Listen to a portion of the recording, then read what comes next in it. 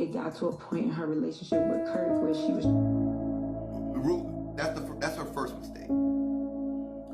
Did y'all see? Did y'all listen? Did y'all hear who she said she was talking to? That was her first mistake. That was her first mistake.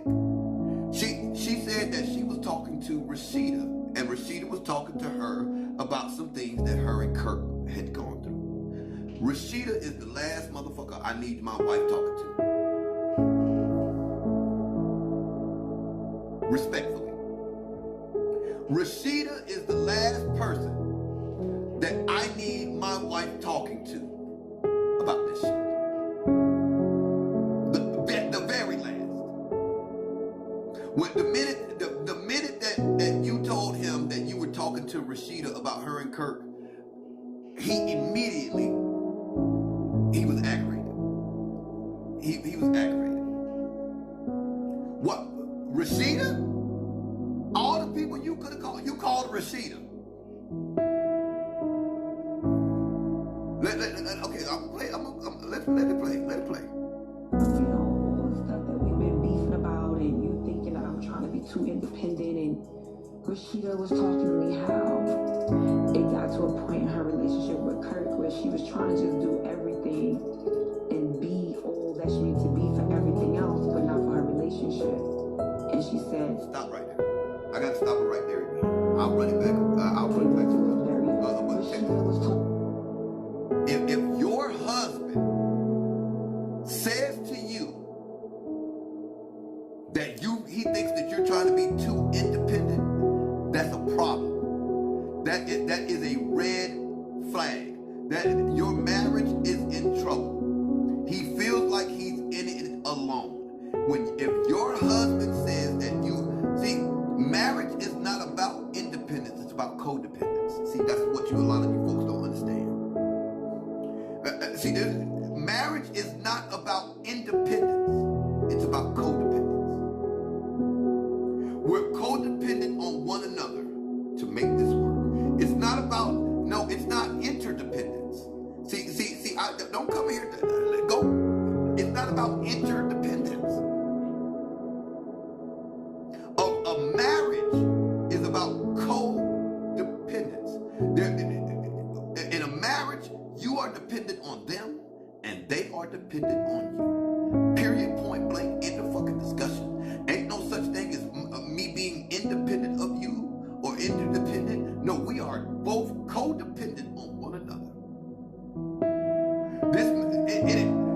Because without you, it dies. Without me, it dies. We are codependent on one another to ensure the success of this marriage.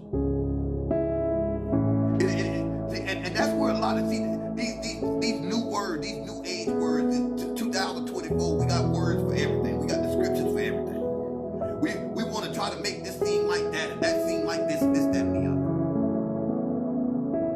other. Sir, that's what, don't try to, okay, if that's what interdependence means, then why did you change what I originally said? If I said codependence, why did you feel the need to say interdependence? As though what I said wasn't good enough. When you're saying in the comments that that's what independence means, then why would you need to change what I said initially? I'm not the average guy, right?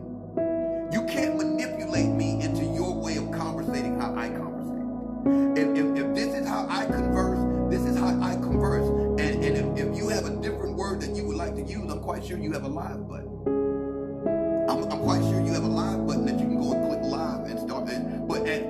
See, that's just your way of again doing what Yandy is doing to Mandisi. But the difference is you ain't my woman. The difference is you ain't my woman. So I don't have to concede to your way of conversing. See, Mandisi has to concede to her way of conversing because that's his woman, that's his wife. There's a difference. So if the verbiage that I'm using is not suitable to you, even though you said yourself that it means the same and it's this very same thing, why would you feel the need to change what I had already said? Because you're a Yandy. And you're trying to treat me like Mendices.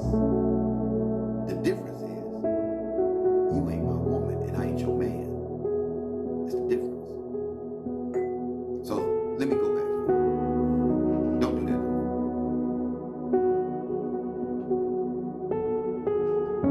About and you thinking that I'm trying to be too independent, and Rashida was talking to me how it got to a point in her relationship with Kirk where she was trying to just do everything and be all that she needs to be for everything else, but not for her relationship. And she said they went through a very dark place, and I just don't want that for us. Man, I don't know what to say, man. I feel that we are in a dark place. Stop right there. Did you hear what Yandy said and Mandisi's response? I'm gonna do it again. I'm gonna play it again. Listen at what Yandy says to him, and listen at what Mandisi says back to her. To a point in her relationship with Kirk where she was trying to just do everything and be all that she needs to be for everything else, but not for her relationship. And she said they went through a very dark place, and I just don't want that for us. Man, I don't know what to say, man. I feel that we are in a dark place. It's been going on for a while now. The silence is deafening. Her silence is deafening. Baby, her first response, what she should have immediately done was comfort her husband. What Yandy was supposed to immediately do was to comfort her husband, but she didn't do that. She was offended by what he said. It upset her that he felt that way.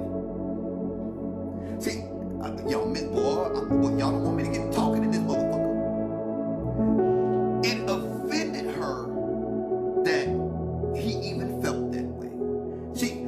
Her defenses went up. You could tell inside something stirred in her. If this is going to be, then, you got to take this serious. If it's not, then you got to let it go.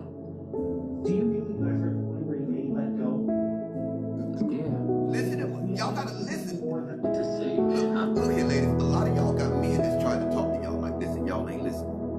I don't know who I'm talking to. I don't know who I'm talking to. A lot of y'all got men that try to communicate with y'all just like this, just like y'all want men to do, just like y'all ask men to say what's on their mind, tell us your feelings, tell us how you really feel. We want to know what you're going through. We want to be that shoulder for you to lean on and every goddamn thing else. But when we do it, we get no response. When we do it, we don't get any empathy. We don't get any sympathy. We don't get any understanding. We don't get any attention to the things that we convey to you. Because now it seems like we're whining, we're complaining, we got a problem, we don't want to be with you no more, instead of you just listening to what we're saying to you. Mandisi is living out in real life what men go through every day. And y'all don't listen. And y'all don't listen because you're so caught up in your own emotions about the situation that you're not paying any attention to his. Women were designed to cater to the emotions of their man because we're not good with our emotions. We're not good at talking out our feelings and things like that. So when you get us to a point where we're able to convey our feelings to you, we start opening up to you, and then you turn a deaf ear to the things that we're saying to you, we see no reason to even do it. Y'all better listen. Mandisi's is living this shit out what the average everyday man goes through every day. And men have this. I'll bet you $1 to a dime that damn near every woman in here can say that a man has had this kind of conversation with them. I'll bet $1 to a dime that damn near every woman in here can say that, and if they've been in a long-term relationship, went through a divorce or anything, that they've had a man say some shit like this to them, and they didn't listen.